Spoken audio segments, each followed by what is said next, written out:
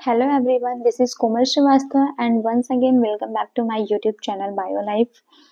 तो जैसा कि आपको पता होगा कि हमने एमएससी बॉटनी फर्स्ट सेमेस्टर के लिए भी मैंने कुछ ही क्लासेस चलाई थी वहाँ पे एंड मैंने आपको बाद में क्वेश्चन पेपर्स भी दिए थे। तो आई होप कि आपको वहाँ से काफ़ी सारी हेल्प्स मिली होंगी, आपको आपका फर्स्ट सेमेस्टर के एग्जाम्स वगैरह बढ़िया गए होंगे। तो उसी प्रकार से हम एमएससी बॉटनी सेकेंड सेमेस्टर का भी यहाँ पे क्लास स्टार्ट करेंगे और फिर जब एग्जाम्स आने वाले होंगे तो मैं आपको इम्पोर्टेंट क्वेश्चंस वगैरह दूंगी। अगर आपका फर्स्ट सेमेस्टर की जर्नी आपकी कैसी रही, आप चाहें तो एक रिस्पेक्टेड वे में कमेंट कर सकते हैं, बता सकते हैं वहाँ पे, तो मुझे पता चलता है ना, एक आइडिया लगता है कि हाँ कैसा चल रहा है आप लोगों का। तो चलिए टाइम को बिना लॉस किए हम स्टार्ट करेंगे। यहाँ पे देखो, सबसे पहले तो क्या है ना कि एमएससी बॉटनी सेकेंड सेमेस्टर में हमें 4 पेपर पढ़ने होते हैं ना। कितने पेपर पढ़ने हैं? 4 पेपर। पहला तो है जिम्नोस्पर्म एंड एम्ब्रियोलॉजी। जिम्नोस्पर्म और एम्ब्रियोलॉजी में हमें पढ़ना क्या होता है यहाँ पे, जैसे कि जिम्नोस्पर्म के बारे में हम पढ़ेंगे, उसके कैरेक्टरिस्टिक फीचर्स क्या हैं, ये सारी चीजें हम पढ़ेंगे। उसका डिस्ट्रीब्यूशन क्या होते हैं, कहाँ पे पाया जाता है, ये सारी चीजें हम पढ़ेंगे। फिर उसकी मॉर्फोलॉजी देखेंगे, एनाटॉमी देखेंगे वहाँ पे। फिर कुछ टैक्सा हैं उसके बारे में हम पढ़ेंगे, माइक्रोस्पोरोजेनेसिस, मेगा स्पोरोजेनेसिस, ये सारी चीजें क्या होती है, एम्ब्रियो शेक कितने टाइप के होते हैं, उसका फॉर्मेशन कैसे होता है, fertilization, double fertilization, self incompatibility, ये सारी चीजें क्या होती है वो हमें पढ़ना होता है ना। नेक्स्ट हमारा सेकेंड पेपर है इकोलॉजिकल प्रिंसिपल। इकोलॉजिकल प्रिंसिपल में हमें क्या पढ़ना होता है, इन्वायरमेंट से रिलेटेड जितनी चीजें होती हैं, लाइक पॉपुलेशन इकोलॉजी क्या होती है, कम्युनिटी इकोलॉजी क्या होती है, इकोसिस्टम इकोलॉजी, अप्लाइड इकोलॉजी, इन सारी चीजों के बारे में हम यहाँ पे पढ़ते हैं। Taxonomy of angiosperm and medicinal botany में हम पढ़ते हैं।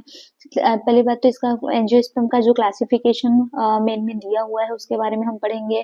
फिर आईसीबीएन क्या होता है, फिर उसके बॉटनिकल नॉमेनक्लेचर क्या है, ये सारी चीजें। फिर कुछ फैमिलीज हमें यहाँ पे पढ़नी होती है। फिर मेडिसिनल बॉटनी हमें पढ़नी है, जैसे कि आप कोई प्लांट ले लो, मान लो हमने तुलसी ले लिया, तो फिर उसका मेडिसिन में क्या रोल होता है, उसकी ओरिजिन कहाँ है, उसका डेवलपमेंट कैसे हुआ है, उसकी मॉर्फोलॉजी क्या है और उसकी मेडिसिनल वैल्यू क्या है, मतलब ओवरऑल सारी चीजें इसमें पढ़नी होती है। फोर्थ पेपर है हमारा cell biology, genetics and biostatic ना। इसमें हमें पढ़ना क्या है, सेल बायोलॉजी में हमें क्या पढ़ना होता है, जैसे वही सेल क्या होता है, प्लाज्मा मेम्ब्रेन क्या होती है, सेल वॉल क्या होती है, सेल ऑर्गेनेल्स क्या होते हैं, इन सब के बारे में हमें पढ़ना है।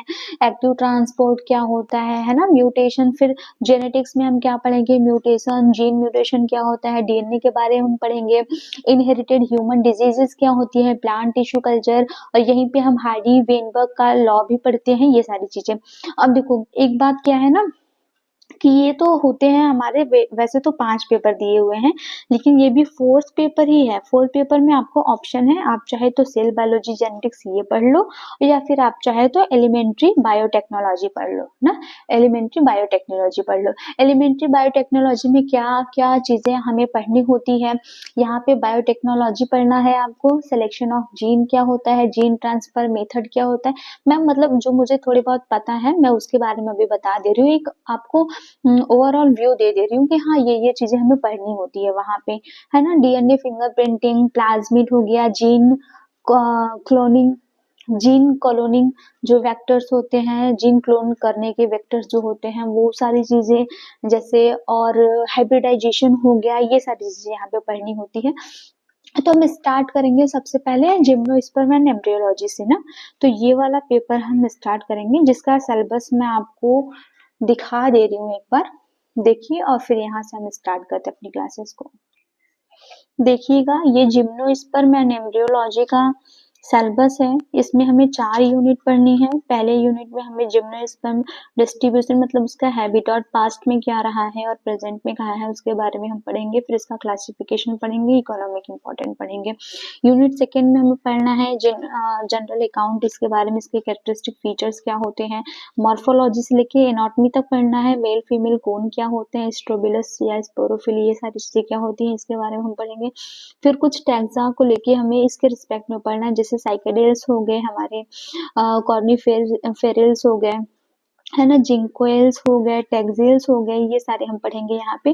थर्ड यूनिट में माइक्रो, यहाँ से एम्ब्रियोलॉजी स्टार्ट हो जाती है। माइक्रोस्पोरेंजियम, एंथर, स्पोरोजिनस टिश्यू क्या होता है, फॉर्मेशन ऑफ पॉलन वॉल कैसे होता है, मेगास्पोरेंजियम क्या है, ओव्यूल कितने प्रकार के ओव्यूल होते हैं, न्यूक्लियस क्या होता है, मेगास्पोरोजेनेसिस क्या होता है, एम्ब्रियोसेक के टाइप्स क्या हैं, और पूरा मेच्योर एम्ब्रियोसेक के बनने तक के जितने भी उसमें प्रोसेस होते हैं वो सारे हमें पढ़ने हैं।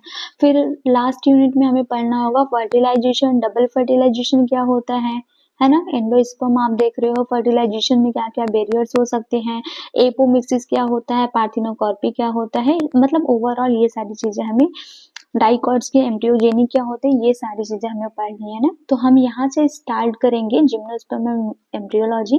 पहले ये वाला पेपर हम स्टार्ट करेंगे और मैं कोशिश करूंगी कि हम इसे फिनिश कर पाए, पिछली बार की तरह ना हो।